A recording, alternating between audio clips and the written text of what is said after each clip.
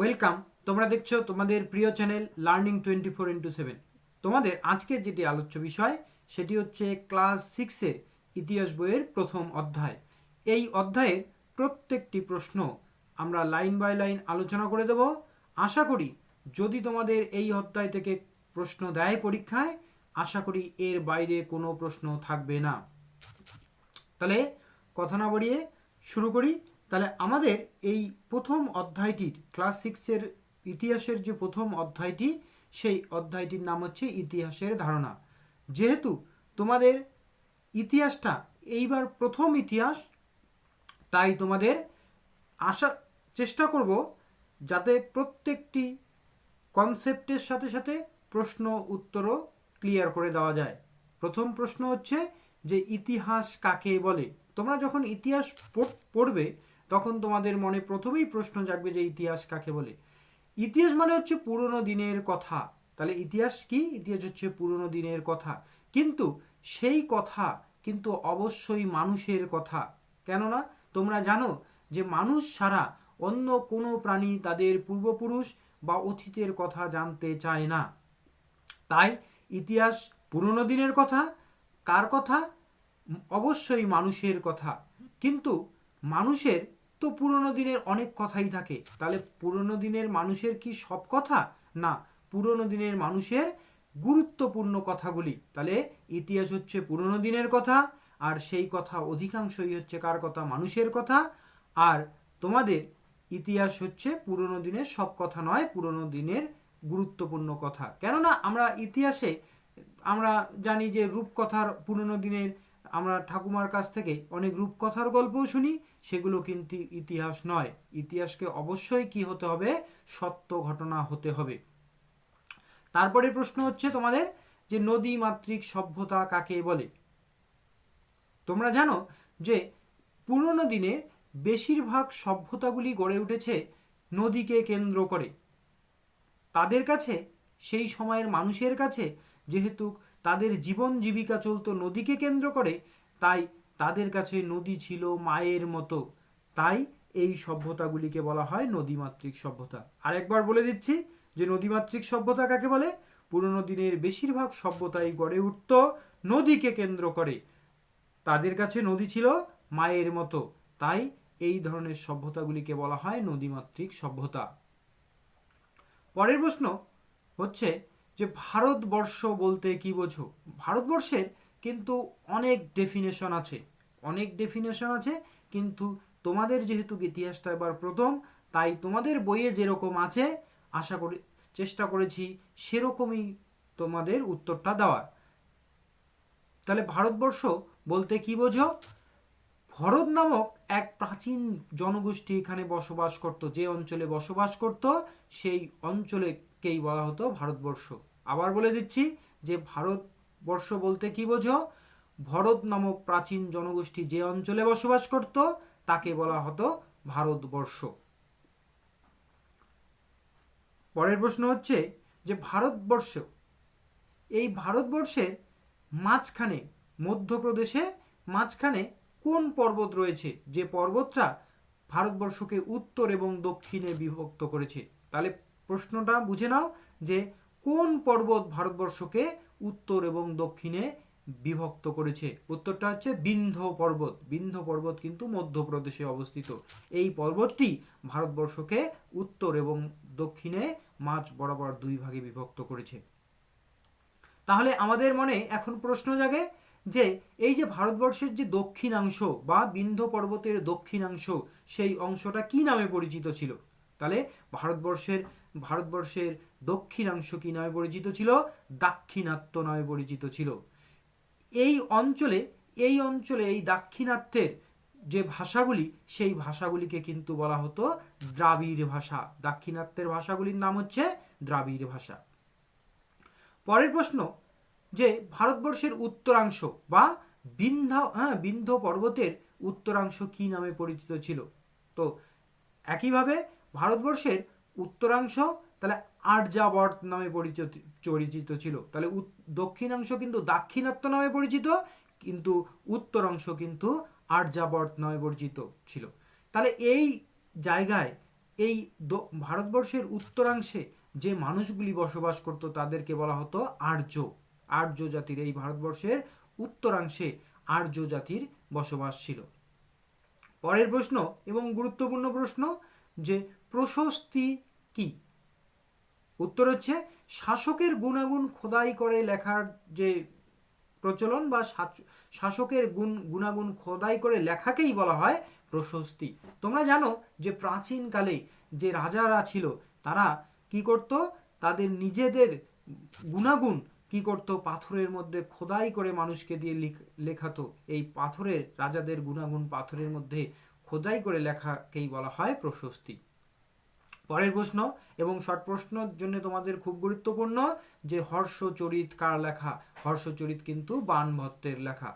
পরবর্তী প্রশ্ন হচ্ছে ইতিহাসের সময়কালকে বা যুগকে কয় ভাগে ভাগ করা হয় ও কি কি? তোমরা জানো যে ইতিহাসের সময়কালকে কিন্তু 3 ভাগে ভাগ করা হয়। কি কি? প্রাগৈতিহাসিক, প্রায় ঐতিহাসিক এবং ঐতিহাসিক। তাহলে ভালো করে কিন্তু ভাগ 3টে কিন্তু মনে রাখবে।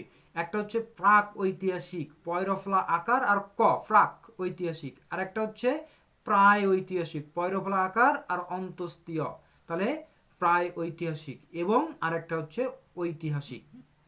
তাহলে আমাদের এখন জানতে হবে যে প্রাগৈতিহাসিক যুগ বলতে কি বোঝো। প্রথম ভাগটা হচ্ছে প্রাগৈতিহাসিক যুগ, যে সময়ের মানুষ লিখতে জানতো না, যে সময়ের কোনো লিখিত এভিডেন্স পাওয়া যায়নি, তো সেই সময়ের মানুষ যেহেতু লিখতেই জানতো না, তো সেই সময় কিভাবে লিখিত এভিডেন্স পাওয়া যাবে? তাই উত্তরটা হচ্ছে যে সময়ের মানুষ লিখতে জানতো না, অর্থাৎ যে সময়ের কথা আমাদের অনুমান করে জানতে হয়, সেই সময়কালকে বলা হয় প্রাক ঐতিহাসিক যুগ।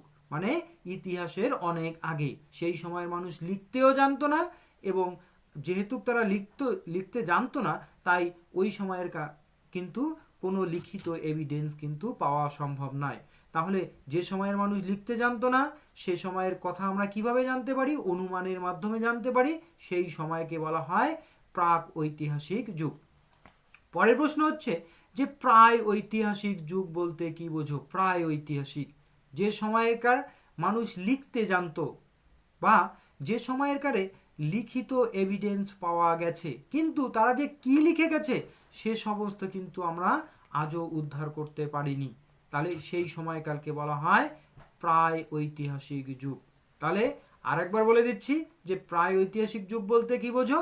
যে সময়ের লেখা পাওয়া যায় কিন্তু সেগুলি পড়া যায় না, সেই সময়কালকে বলা হয় প্রায় ঐতিহাসিক যুগ। পরের প্রশ্ন, তাহলে ঐতিহাসিক যুগ বলতে কি বোঝো? তাহলে এটা প্রশ্নের কিন্তু তোমরাই নিজেরাই উত্তর দিতে পারবে। তাহলে যে সময়কার লিখিত লেখা পাওয়া যায় বা লিখিত এভিডেন্স পাওয়া যায় এবং সেগুলিকে পড়াও যায়, তাহলে সেই সময়কালকে কিন্তু বলা হয় ঐতিহাসিক যুগ। এই সময়কালে লেখাও পাওয়া গেছে এবং তারা কি লিখে গেছে সে সমস্ত কিছু আমরা জানতে পারি বা পড়তে পারি, তাহলে এই সময়কে বলা হয় ঐতিহাসিক যুগ। পরবর্তী প্রশ্ন হচ্ছে যে গুপ্তাব্দ কি? উত্তর হচ্ছে প্রথম চন্দ্রগুপ্ত দ্বারা প্রবর্তিত সাল বা অব্দ গণনার যে পদ্ধতি, অব্দ মানেও কিন্তু সাল, তাহলে প্রথম চন্দ্রগুপ্ত দ্বারা প্রবর্তিত সাল বা অব্দ গণনার যে পদ্ধতি তাকে বলা হয় গুপ্তাব্দ। তাহলে গুপ্তাব্দ কে চালু করেছিল? গুপ্তাব্দ চালু করেছিল প্রথম চন্দ্রগুপ্ত। পরের প্রশ্ন যে শকাব্দ কি? উত্তর হচ্ছে কনিষ্কের সিংহাসনের বসার সময়কালকে ধরে যে অব্দ বা সাল গণনা শুরু হয় তাকে বলা হয় শকাব্দ। তাহলে শকাব্দ কার সিংহাসনে বসার সময়কালকে ধরে গণনা শুরু হয়েছে? কনিষ্কের সিংহাসনে বসার সময়কালকে ধরে এই যে অব্দ গণনা শুরু হয় তাকে বলা হয় শকাব্দ।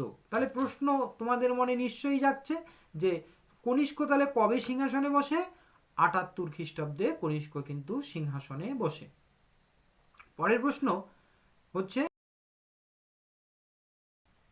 কুষাণ বংশের শ্রেষ্ঠ রাজা কে ছিলেন? তাহলে উত্তর হচ্ছে কুষাণ বংশের শ্রেষ্ঠ রাজা কিন্তু ছিলেন এই কনিষ্ক। পরের প্রশ্ন হচ্ছে যে খ্রিস্টাব্দ কাকে বলে? তোমরা সবাই জানো যে খ্রিস্টাব্দ কাকে বলে, যে যীশু খ্রিস্টের জন্মকে অব্দ ধরে যে সাল গণনা শুরু হয় তাকে বলা হয় খ্রিস্টাব্দ। তাহলে খ্রিস্টাব্দ কাকে বলে? আবার বলে দিচ্ছি, যে যীশু খ্রিস্টের জন্মকে অব্দ ধরে যে সাল গণনা শুরু হয় তাকে বলা হয় খ্রিস্টাব্দ।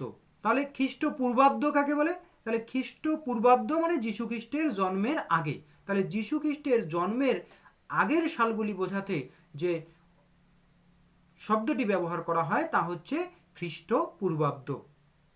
পরবর্তী প্রশ্ন হচ্ছে যে খ্রিস্টীয় প্রথম শতক বলতে কি বোঝো? তাহলে শতক কথার অর্থ কিন্তু 100। শতক কথার অর্থ হচ্ছে 100। তাহলে তোমরা এখান থেকেই উত্তরটা পেয়ে যাচ্ছ যে খ্রিস্টীয় প্রথম শতক তার মানে যীশু খ্রিস্টের জন্মের প্রথম 100 বছর। তাহলে উত্তরটা লাইন বাই লাইন বলে দিচ্ছি যে খ্রিস্টীয় প্রথম শতক বলতে কি বোঝো? উত্তর হচ্ছে যীশু খ্রিস্টের জন্মের পর প্রথম 100 বছরকে বলা হয় খ্রিস্টীয় প্রথম শতক। পরবর্তী প্রশ্ন হচ্ছে 1000 বছরকে একসঙ্গে কোন অব্দ দ্বারা প্রকাশ করা হয়? 1000 বছরকে কিন্তু একসঙ্গে সহস্রাব্দ বলা হয়। 1000 বছরকে বলা হয় সহস্রাব্দ। পরবর্তী প্রশ্ন 10 বছরকে একসঙ্গে কোন অব্দ দ্বারা প্রকাশ করা হয়? এটা তোমরা জানো সবাই যে 10 বছরকে একসঙ্গে বলা হয় দশক। পরবর্তী প্রশ্ন হচ্ছে যে 100 বছরকে কোন অব্দ দ্বারা প্রকাশ করা হয়? 100 বছরকে শতাব্দী বলা হয় বা শতকও বলা হয়, আবার শতাব্দ বলা হয়। পরবর্তী প্রশ্ন হচ্ছে প্রত্নতাত্ত্বিক বা পুরাতাত্ত্বিক কাদের বলা হয়? তোমরা অনেকেই জানো এর উত্তরটা যে প্রত্নতাত্ত্বিক বা পুরাতাত্ত্বিক কাদের বলা হয়।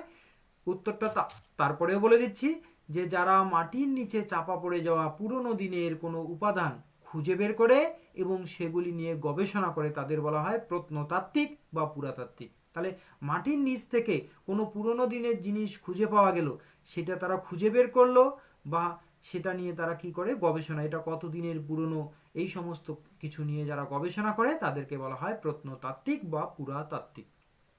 পরের প্রশ্ন হচ্ছে জাদুঘর কাকে বলে? তোমাদের কিন্তু মাথায় জাদুঘর শব্দটা শুনতেই প্রথমেই কিন্তু আসবে যে জাদুঘর মানে হচ্ছে ওখানে একটা জাদু দেখানোর ব্যাপার থাকতে পারে, কিন্তু না, তোমাদের ভাবনাটা ভুল। যে জাদুঘর কাকে বলে? যেখানে মাটির নিচে কোনো চাপা পড়ে যাওয়া কোনো জিনিস খুঁজে পাওয়া গেল, অনেক প্রাচীন জিনিস খুঁজে পাওয়া গেল এবং মাটির উপরেরও অনেক জিনিস খুঁজে পাওয়া যেতে পারে, সেই সমস্ত কিছু জিনিস, বা হারিয়ে যাওয়া কোনো জীবজন্তুর বিশাল হাড় হতে পারে, অনেক আগে হয়তো পৃথিবীতে সেই জীবজন্তু ছিল, তাদের হাড় হতে পারে। হ্যাঁ, তারপরে রাজা রানীর পোশাক হতে পারে, পুরনো অস্ত্র শস্ত্র হতে পারে, পুরনো বইপত্র হতে পারে। এই সমস্ত কিছু পুরনো দিনের জিনিসপত্র যেখানে সংরক্ষণ করে রাখা হয় তাকে বলা হয় কিন্তু জাদুঘর, তাকে বলা হয় জাদুঘর। আর এই ইংরেজিতে এই জাদুঘরকেই কিন্তু ইংরেজিতে বলা হয় মিউজিয়াম। তোমাদের অনেক সময় দেখেছি আমি যে প্রশ্ন এসেছে যে মিউজিয়াম বা জাদুঘর কথাটির ইংরেজি শব্দ কি? যে জাদুঘর কথাটির ইংরেজি শব্দ কিন্তু মিউজিয়াম। পরবর্তী প্রশ্ন হচ্ছে শিল্পবস্তু সাধারণত কত প্রকার ও কি কি? শিল্পবস্তু সাধারণত কত প্রকার? শিল্পবস্তু কিন্তু সাধারণত 3 প্রকার।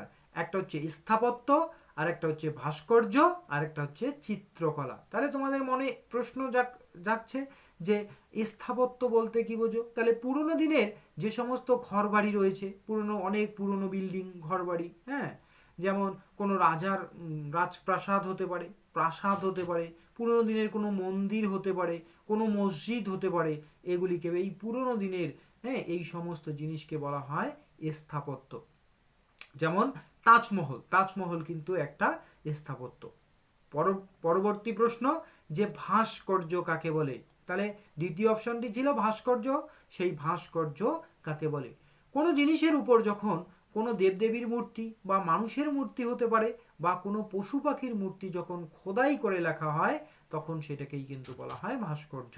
তাহলে কোনো জিনিসের উপর যখন কোনো মূর্তি, মানুষের মূর্তি হতে পারে, পশুর মূর্তি হতে পারে, আবার কোনো আবার দেবদেবীর মূর্তিও হতে পারে, এই সমস্ত কিছু যখন খোদাই করে, হ্যাঁ, তৈরি করা হয়, খোদাই করে মূর্তি তৈরি করা হয় ওখানে, তখন এই সমস্ত জিনিসকে বলা হয় ভাস্কর্য। আশা করি তোমাদের এই ভিডিওটি অনেক হেল্পফুল হবে। যদি তোমাদের প্রথম অধ্যায় থেকে প্রশ্ন দেয় তো আমি বলে দিচ্ছি আশা করি এর বাইরে কোনো প্রশ্ন থাকবে না। তোমরা যদি এই প্রশ্নগুলি খুব ভালো করে রেডি করো তাহলে এখান থেকেই তোমরা সমস্ত প্রশ্ন পেয়ে যাবে। আশা করি তোমাদের ভিডিওটি ভালো লেগেছে। যদি ভিডিওটি তোমাদের ভালো লাগে তাহলে ভিডিওটিতে লাইক করে দিও, আর তোমাদের কেমন লাগছে সেটা তোমরা কমেন্ট করে জানাতে পারো। এবং তোমরা যদি কেউ এই চ্যানেলে নতুন হয়ে থাকো তাহলে নিত্য নতুন এই ধরনের ভিডিও পাওয়ার জন্য তোমরা চ্যানেলটিকে সাবস্ক্রাইব করে রেখো। তাহলে ভালো থেকো, সুস্থ থেকো।